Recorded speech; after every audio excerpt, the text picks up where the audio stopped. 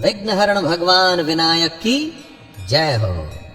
आइए भक्तों, आज मैं आपको विघ्नहरण मंगलकरण भगवान की कथा सुनाता हूँ।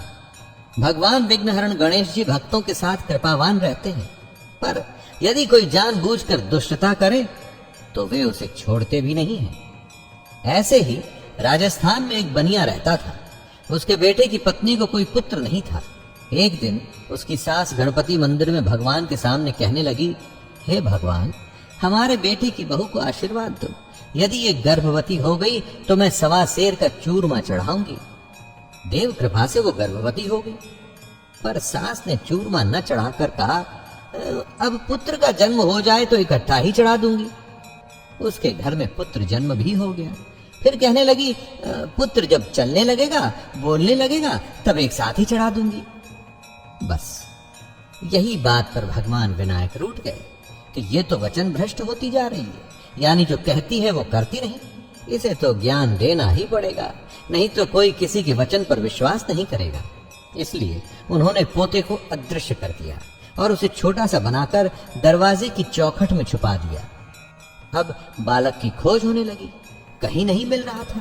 तब अचानक चौखट से उसकी आवाज आई और वो कह रहा था, चरुडच्चू विनायक जी गणेशू।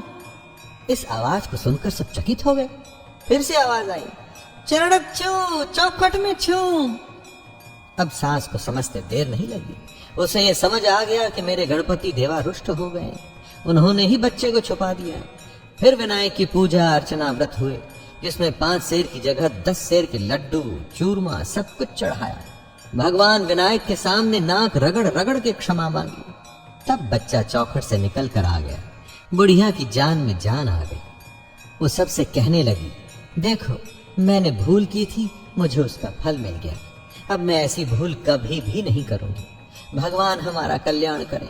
मैं जब तक जीऊं भगवान की पूजा में ही मन लगा रहे। मेरी भगवान गणपति जी ने आज आंखें खोल दी। भगवान गणपति की फिर ऐसी कृपा हो गई कि अपार आनंद से घर भर गया।